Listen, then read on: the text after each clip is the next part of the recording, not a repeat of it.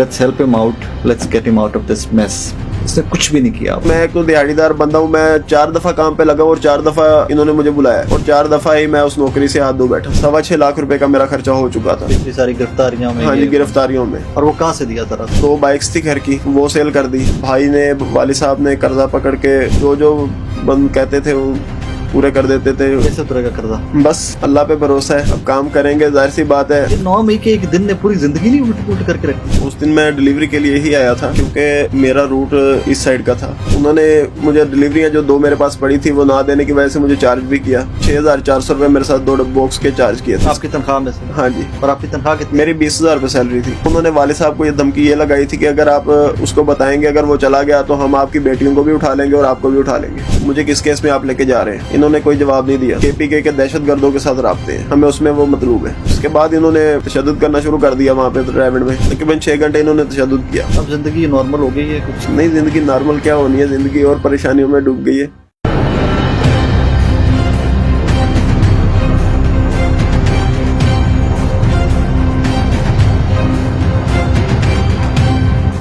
बिस्मिल्लाहिर्रहमानिर्रहीम। अस्सलाम वालेकुम नाज़रीन, उम्मीद और दुआ करता हूँ कि आप लोग जहाँ जहाँ पर होंगे खैर वाफियत से होंगे। ह्यूमंस ऑफ 9th में हमारी एक सीरीज जिसमें डिफरेंट स्टोरीज 9th में लोगों की जिंदगियां कैसे बदली हम आपकी खिदमत में ला रहे हैं। एक स्टोरी है आज के इस ब्लॉग के अंदर भी, मुझे समझ भी नहीं आ रहा कि उसको रिपोर्ट में आपके सामने करूं कि उसका सर पैर ही नहीं बन रहा कि एक बंदे का लेना देना ही कोई 9 मई से, ना उसका एक specific political party by name Pakistan Tehreek Insaf से कोई लेना देना है।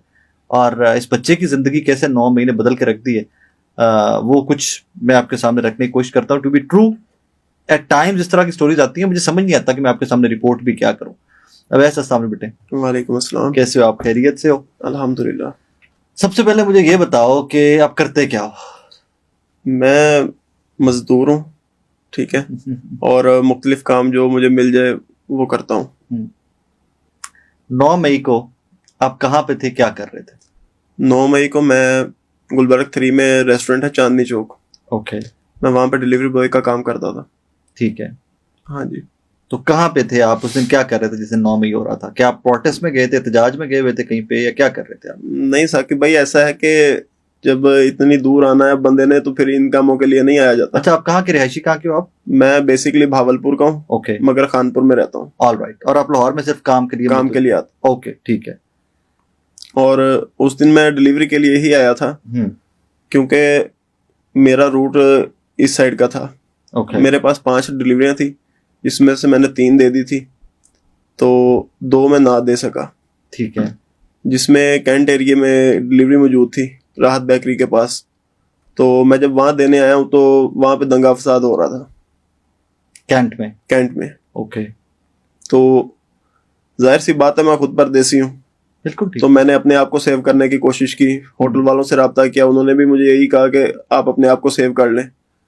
तो मगर वहां पे कुछ हालात ही ऐसे थे कि जो बेकाबू होते हुए नजर आए और हमें काफी टाइम लग गया। तकरीबन 3-3.25 घंटे जो है ना वहां पे हम खड़े रह गए। वहां पे एक पंप था, फैमिलीज वगैरह खड़े थे, बच्चे खड़े थे वहां पे, तो वहीं पे मैंने अपनी बाइक लगाई और खड़ा हो गया। ठीक है। और 9-9:15 का टाइम होगा तकरीबन, जब आर्मी वालों ने आके रोड क्लियर किया है। उन्होंने कहा कि अब रोड क्लियर हो गया, आप लोग जा सकते हैं। ठीक है। और मैं क्योंकि यहाँ का रहायशी भी नहीं हूँ, मुझे इतनी जगह का भी नहीं पता, तो मैं जिस रोड से आया था, जे रोड वाली साइड से, तो गुलबर्ग 3 से ये जो पुल क्रॉस होता है सिद्दीक सेंटर वाली साइड से, तो मैं इस साइड से गया था, तो मुझे इसी साइड का पता था। मैं जब इस साइड को वापस मुड़ा हूँ तो मुझे उन्होंने कहा कि ये रोड अभी क्लियर नहीं है, आप यहाँ से सीधा चले जाएं। ओके। तो मुझे नहीं पता मैं वहां से किधर से होता हुआ मैं वापस पहुंचा पूछ के, क्योंकि कुछ रिक्शे वालों से पूछा, कोई बंदे वहां पे मिले, उनसे पूछा कि मैंने 7 पुल की तरफ जाना है, मुझे बता दें कोई रास्ता। तो जैसे जैसे वो बताते गए तो मैं वैसे वैसे वापस पहुंचा। तकरीबन मुझे वापस आते आते 11-11:30 का टाइम हो गया था कि रास्ता मुझे ना मिलने की वजह से। जब मैं वापस रेस्टोरेंट पे पहुंचा तो 11:15 का टाइम था। 9 बजे आप वहां से तकरीबन चलते हो? हाँ जी, 9:15 बजे। इतना टाइम लगना कोई ये गैर मामूली बात, क्योंकि जिस साइड पे जाते थे रास्ते बंद होते थे। ऐसी पुलिस खड़ी थी आगे या जो? हाँ जी, क्योंकि जब जो हमने हालात देखे थे तो उस वजह से हमें अपने मुआवजों से भी डर लग रहा था, क्योंकि वो गाड़ियां भी तोड़ रहे थे। तो ये सारा मामला नजर आता है, क्योंकि हम अगर यहाँ पे कुछ हो जाता तो पीछे किसने आना था, किसी ने भी नहीं आना था। ठीक है, और परदेसी होते तो बंदा ज्यादा डर जाता है। हाँ जी। फिर मैं रेस्टोरेंट चला गया हूँ। रेस्टोरेंट में गया हूँ तो उन्होंने मुझे डिलीवरियां जो 2 मेरे पास पड़ी थी वो ना देने की वजह से मुझे चार्ज भी किया। हाँ जी। हालांकि उस दिन तो सबसे पहले कंसर्न या सबसे पहली तशवीश ये होनी चाहिए थी कि आप खैर वाफियत से वापस आ गए हो। हाँ जी। बस वो उन्हें काफी मैंने कहा कि देखें, मैं तो अपना गया हुआ था डिलीवरी करने के लिए, मगर जो डिलीवरियां हो सकी वो मैंने की, जो नहीं हो सकी वो मैं आपके सामने जिस वजह से मैं नहीं दे सका। हालांकि मैंने होटल में राब्ता करके भी उन्हें बताया, उन्होंने भी मुझे यही कहा कि आप अपने आप को सेव करें, मगर जब रेस्टोरेंट पे वापस पहुंचे तो उन्होंने वो चार्ज किए। उन्होंने डिस्काउंट के साथ वो तकरीबन 6,400 रुपए मेरे साथ 2 बॉक्स के चार्ज किए थे आपकी तनख्वाह में से। हाँ जी। और आपकी तनख्वाह कितनी? मेरी 20,000 रुपए सैलरी थी, मतलब 6,500 उसमें से कट हाँ गए, 13,500 आपका। हाँ जी। ठीक है। उसके बाद सैलरी आती है, वो मेरी तनख्वाह काटते हैं और 16 मई को मैं वहां से रिजाइन कर देता हूँ कि जब आप इन हालात में आप बंदे के साथ नहीं खड़े होते तो फिर मुझे काम करने का फायदा नहीं, क्योंकि हम गरीब बंदे हैं। मैं अपना खर्चा निकालने के बाद मैंने 10 से 12,000 रुपया घर भिजवाना है, ठीक है ना, जिसमें से मैंने अपना खर्चा भी रखना है कि 100 बंदे के लिए मसले मसाइल बन जाते हैं। यहाँ पे कोई इतने पैसे होने चाहिए 2-4 हज़ार रुपए, ताकि बंदा अगर इमरजेंसी कोई तबीयत खराब हो जाए तो बंदा कर सके। उसके बाद मैं काम करने लग गया सिक्योरिटी का। तो सिक्योरिटी का काम करते करते 22 नवंबर तक मेरे साथ किसी ने राब्ता नहीं किया, पुलिस की जानिब से, किसी किस्म की जानिब से। और आपके ज़हन में था कोई कि आप गिरफ्तार हो सकते हो इस मामले में? नहीं, मेरे ज़हन में नहीं था कुछ नहीं। अच्छा, एक और सवाल मैं भूल गया, पीटीआई के वर्कर हो या आप सपोर्ट करते हो पीटीआई को? देखें जी, मैं पहले पसंद करता था सिराजुल हक साहब को, जमात इस्लामी को। ठीक है। क्योंकि जमात इस्लामी के जो एमएनए एमपीएस हैं वो हमारे हमसाये रह चुके हैं। अच्छा, वहां पे भावलपुर में। ठीक है। और उनके बेटों के साथ भी दोस्ती, तो मैं शुरू से सिराजुल हक को पसंद करता था। ठीक है। मगर ये जो 6 माह में मेरे साथ हुआ ना, इन्होंने जानबूझ के हमारे अंदर पीटीआई को भर दिया। जानबूझ के? हाँ जी। क्योंकि जो बंदा नहीं भी पसंद करता ना, जब उसके साथ ये सारा कुछ करते हैं तो बंदा कहता है कि यार मैंने ना करके भी मैं जलील हो रहा हूँ, अगर कर लेता तो वो ज्यादा बेहतर था। अच्छा, आप सिक्योरिटी गार्ड बन गए? हाँ जी, मैं सिक्योरिटी का काम करने लग गया फूलनगर के पास केपीएल फैक्ट्री में। 22 नवंबर की रात 11 बजे के वक्त इन्होंने वहां पे रेड की, पुलिस ने। इससे पहले इन्होंने रेड की थी मेरे घर में भावलपुर में और खानपुर में। किस तारीख को? 22 नवंबर को ही। ठीक है। क्योंकि खानपुर में मेरे बहनोई वाले भाई वाले रहते हैं, तो वहां पे इन्होंने फैमिली को थ्रेट किया। तो वहां से फिर ये आ गए भावलपुर। तो भावलपुर में भी इन्होंने सिस्टरों को तंग किया, वालदा घर में थी, छोटी सिस्टरें घर में थी, इन्होंने काफी वहां पे उनको तंग किया। फिर वाले साहब काम पे थे, तो वाले साहब ने बुला लिया कि मैं फलां जगह पे हूँ, आप वहां पे आ जाए। तो ये लोग वहां पे गए, तो इन्होंने जाके पहली बात ये की, जी अवैस किधर है? वाली साहब ने कहा कोई मसला है तो हमें बताएं, हम बैठे हैं। तो इन्होंने कहा जी उसके ना केपीके के दहशतगर्दों के साथ राब्ते हैं, हमें उसमें वो मतलूब है। ओके। वाली साहब ने कहा कि मेरा बेटा है, मुझे इस बात का पता है, कोई मिलती जुलती बात करें समझ में आ। फिर उन्होंने कहा जी हम उसको ढूंढ रहे हैं, वो मिल नहीं रहा, ठीक है ना जी, और उसके ऊपर 9 मई का केस है, उस सिलसिले में हमें उसकी गिरफ्तारी चाहिए। तो वाली साहब ने उनको बड़ा कहा कि देखें हम गरीब लोग हैं, ऐसा हमारा लिंक नहीं है कि हम किसी सियासी जमात में जाएं या किसी सियासी जमात को सपोर्ट करें या कोई ऐसे काम करें। मगर उन्होंने वाली साहब को गिरफ्तार करने की कोशिश की। तो फिर घर में भी बड़े वही हैं, तो उन्होंने कहा कि ठीक है अगर आपको वही मतलूब है तो हम वो देते हैं, मगर वादा करें कि आप उसको कहेंगे कुछ नहीं, और कहाँ लेके जाएंगे ये हमें बताएं। फिर वाली साहब ने मुझे फोन किया, मैंने उनको बताया कि मैं फलां जगह पे हूँ, और उन्होंने मेरे साथ जिक्र नहीं किया, क्योंकि उन्होंने वाली साहब को ये धमकी ये लगाई थी कि अगर आप उसको बताएंगे, अगर वो चला गया तो हम आपकी बेटियों को भी उठा लेंगे और आपको भी उठा लेंगे। अल्लाह अकबर। तो उसके बाद मैं सोया पड़ा होता हूँ, रात की मेरी शिफ्ट होती है, मुझे कॉल करते हैं, मैं उनको बताता हूँ कि मैं फलां जगह पे काम कर रहा हूँ। तो काम करने वो बात करने के बाद मोबाइल बंद कर देते हैं। मैं 6 बजे अपनी ड्यूटी पे चला जाता हूँ। ड्यूटी के दौरान मैं कॉल करता हूँ, मैं कहता हूँ कि शायद बाबा लाहौर ना आए हो, जो कि मुझसे पूछ रहे थे कि आप कौन सी जगह पे हो कि मैं मिलता जाऊंगा। जब मैं कॉल करता हूँ तो उन्होंने मुझे कहा कि कुछ बंदे आए हुए थे, वो आपका पूछ रहे थे। क्योंकि उन्होंने भी वादा कर दिया था कि मैं अपने बेटे को नहीं बताऊंगा, और उन्होंने भी वादा किया था कि हम इसको कुछ नहीं कहेंगे, आप बता दें। तो बात करके बाबा कहते हैं कि अगर कोई मसला बनता है तो ठीक है ना, परेशान नहीं होना, हम हैं, पहुंच जाएंगे टाइम से, बाकी आगे अल्लाह खैर करेगा, झूठ नहीं बोलना, जो भी बात हो सच बतानी है। मेरे दिमाग में आया, मैंने कहा यार मुझे नहीं पता किस लिए क्या बातें कर रहे हैं, क्या नहीं कर रहे। तो 11 बजे का टाइम था, इन्होंने रेड किया, वहां से मुझे आके गिरफ्तार किया।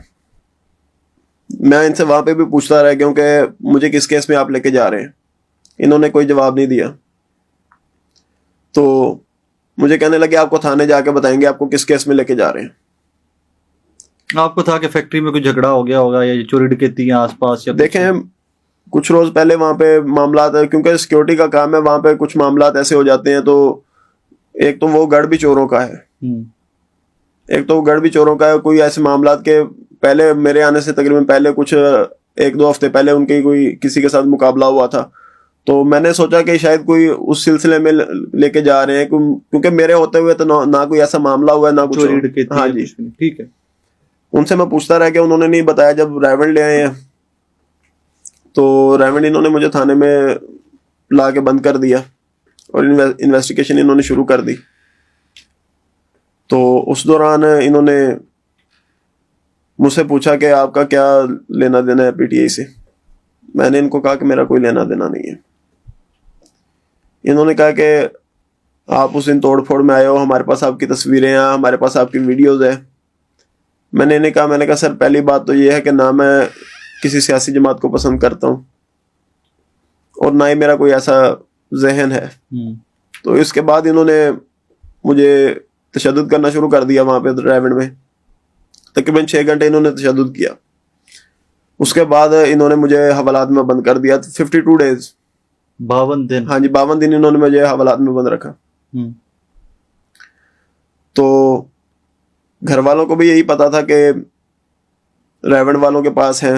रब्ता होता था घर वालों से? नहीं, ये क्योंकि उधर बता के आए थे कि हम रायवंड लेके जाएंगे, मगर इन्होंने कहा जी आपका बच्चा सेव है, ठीक है, इसको कुछ नहीं कहा। और फिर इन्होंने मुझे तकरीबन पहले जब इन्होंने मुझे रखा था तो 17 दिन के बाद इन्होंने मुझे निकाल दिया था बाहर, क्योंकि इन्वेस्टिगेट करने के बावजूद इनको कुछ नहीं मिला। जब इन्होंने निकाला तो वालिद साहब मुझे लेने आए थे, भाई लेने आए थे। तो जब मुझे इन्होंने छोड़ा तो उस वक्त इन्होंने कहा कि अगर बाहर जाके आपने कोई बात की कि आपको मारा है या आपको कुछ कहा है तो एक बात याद रखना कि दोबारा भी आपने इधर ही आना है, और फिर अगर अगली दफा आओगे तो फिर आप वापस नहीं जाओगे। तो मैं घर चला गया। मैंने घर में, जाहिर सी बात है जब बंदा इतनी देर बाद जाता है तो सब पूछते हैं कि आपको किसी ने कुछ कहा? मैंने कहा मुझे कुछ नहीं कहा। अगर बताते तो घर वाले भी परेशान होते। इस तरह के हालात नहीं है कि बंदा कर ले। तो कुछ अरसा गुजरा है, तकरीबन 1.5 हफ्ता या 2 हफ्ते इन्होंने फिर बुला लिया। मैं खुद पेश हुआ हूं जाके। इन्होंने फिर मुझे तकरीबन 22 दिन अंदर रखा दूसरी दफा। 22 दिन अंदर रखने के बाद इनके इंचार्ज कमर साजिद बाजवा साहब थे उस वक्त। उन्होंने इनसे पूछा कि अगर यार इसके पास कुछ नहीं है तो इसको छोड़ो, क्यों इसको बंद किया हुआ है अंदर? ना उन्होंने मुझे इन 52 डेज में मुझे किसी अदालत में इन्होंने पेश नहीं किया। हालांकि जब मैं डिस्चार्ज हुआ इस केस से तो मुझे पता चला कि 24 घंटों के अंदर अंदर पेश करना होता है अदालत में। और कमर साजिद बाजवा साहब जो इंचार्ज थे रायवंड इन्वेस्टिगेशन के, उन्होंने ये सवाल किया, फिर उन्होंने मुझे वापस भेज दिया फाइल पे साइन करने के बाद। अब उन्होंने मेरे ख्याल में किसी एसपी साहब से या डीएसपी साहब से किसी से बात की। उन्होंने मुझे कहा कि इसको पेश करना है फलां जगह पे, इसको वहां पेश करो। मगर रात के 11 बजे फिर उन्होंने मुझे कहा कि नहीं, इनको पेश करने की जरूरत नहीं है, इनको वापस भेज दो, ये बेबुनियाद है, ये बेगुनाह है। मैं वापस चला जाता हूँ। वापस जाने के बाद ये तकरीबन फिर 20 या 25 दिन के बाद मुझे फिर बुला लेते हैं। जब बुलाते हैं तो ये फिर मुझे छोड़ते नहीं है। ये बुला लेते हैं मुझे और इधर हवालात में बंद कर देते हैं। मैं इनसे कहता हूँ कि भाई अगर कोई मसला है तो मुझे बताएं, क्योंकि मैं 2 दफा तो आप मुझे खुद रिहा कर चुके हैं। हाँ जी, क्योंकि मैं एक तो दिहाड़ीदार बंदा हूँ, मैं 4 दफा काम पे लगा और 4 दफा इन्होंने मुझे बुलाया है और 4 दफा ही मैं उस नौकरी से हाथ धो बैठा हूँ। जाहिर सी बात है, बंदा किसी अपने जानने वाले से कहता है यार मेरा काम का अरेंज करो, मैंने काम करना है, मेरे हालात नहीं ठीक, बंदा उधर जाता है, अब 10 दिन काम करे, ये वापस बुला ले, वो 10 दिन भी जाया हो गए। ठीक है ना, उधर से फिर वो वापस रखते भी नहीं है। जब कोई ऐसा मामला होता है, बंदा कोई भी वो यही कहता है कि यार हम ऐसे बंदे को नहीं, पुलिस के मामले में हम नहीं पढ़ते। तो इन्होंने कहा जी नहीं, इस दफा ना 9 मई दोबारा आ रहा है, तो इसलिए आपको बंद किया हुआ है। अच्छा, ये 9 मई से पहले? हाँ जी, ये 9 मई से पहले तकरीबन 22 से भी ज्यादा दिन उन्होंने मुझे अंदर रखा था। फिर ये लास्ट टाइम उधर रेवन में।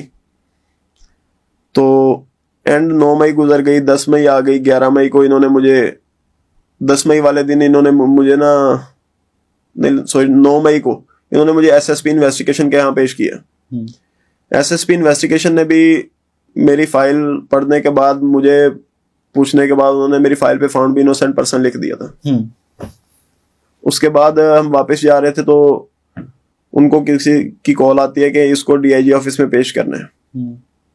अब डीआईजी ऑफिस में जब हम अगले दिन गए हैं तो वहाँ डीएसपी साहब थे और एडीआईजी साहब ने मुझे इन्वेस्टिगेट किया। उन्होंने पूछा मुझसे कि हाँ भाई, आपका 3 घंटे 20 मिनट का टाइम है, आप वहाँ पे क्या कर रहे थे? मैंने उनको सारी डिटेल बताई। उन्होंने कहा कि होटल वालों से रसीद वगैरह कुछ ले आए। मेरे साथ पुलिस वाले वहां पे गए, उन्होंने वहां पे जाके उनसे पूछा। उन्होंने कहा कि हमारे पास 3 माह का रिकॉर्ड होता है कि जो बंदा ऑर्डर लेके आता है, अब 1 साल पुराना रिकॉर्ड तो हम डिलीवरी का नहीं रख सकते। हमारा जो सॉफ्टवेयर है 3 माह का रिकॉर्ड होता है। बाकी उन्होंने हर चीज रिटर्न में लिख के दी। ये बंदा बाकी हमने भेजा, ये बंदा हमारे पास काम कर रहा था, डिलीवरी के लिए उस दिन गया था, फंसा भी था, और इसके जो चार्जेस थे वो होटल वालों ने काटे थे, क्योंकि जो मेन शेफ थे उन्होंने सारा बयान उनको रिटर्न में करके दिया। और उन्होंने साथ ये भी कहा कि अगर कहीं आपको अपना बयान की गवाही की जरूरत पड़ती है तो हम वो भी आपको देंगे, आके जहां आप बुलाएंगे हम वहां पे आके देंगे। तो अगले दिन दोबारा डीआईजी ऑफिस चले गए तो उन्होंने कहा कि नहीं, ये नहीं, अगर रसीद है तो लाएं, वरना इसको प्रोसीड कर दें। तो मुझे वो प्रोसीड कर देते हैं थाना सर्वर रोड में।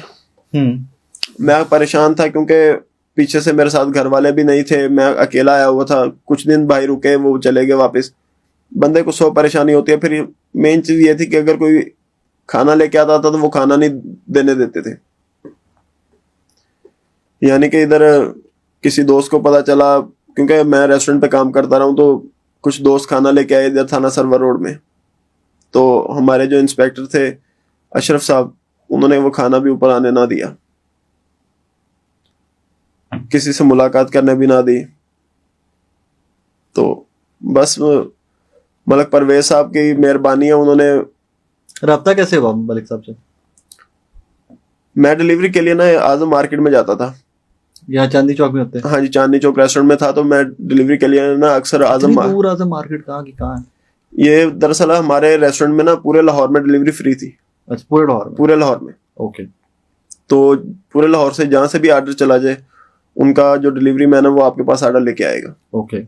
तो आजम मार्केट में जाता था, तो उस जिस शॉप पे मैं जाता था वो भी मेरी एज के हैं, तो उनसे दोस्ती हो गई थी। क्योंकि जब बंदा प्रदेश में होता है, कोई ठीक है, प्यार से बात कर ले और हंस खेल के, तो टाइम भी कभी नहीं पता। तो वो दोस्त उनसे हो गई। तो उन्होंने मुझे वहां पे देखा थाने में, थाना सर्वर रोड में।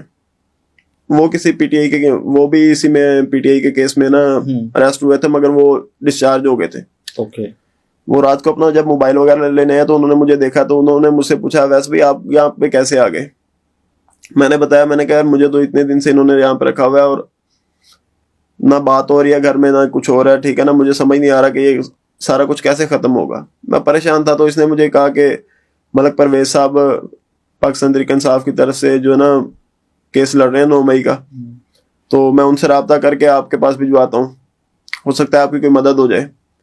तो उसी रात को मलिक परवेज साहब मेरे पास आते हैं और आके मेरी फाइल वगैरह जो पढ़ते हैं, तो वो कहते हैं कि आप परेशान ना हो, इंशाल्लाह आप बहुत जल्द रिहा हो जाएंगे, मगर ये है कि आपने किसी कोई पैसे वगैरह नहीं देने, अगर किसी को दिए भी हैं तो वो भी बताएं। मगर ये है कि मलिक परवेज इकबाल साहब के आने से पहले पहले 6.25 लाख रुपए का मेरा खर्चा हो चुका था पिछली सारी गिरफ्तारियों में। हाँ जी, गिरफ्तारियों में। और वो कहाँ से दिया सारा 6.25 लाख?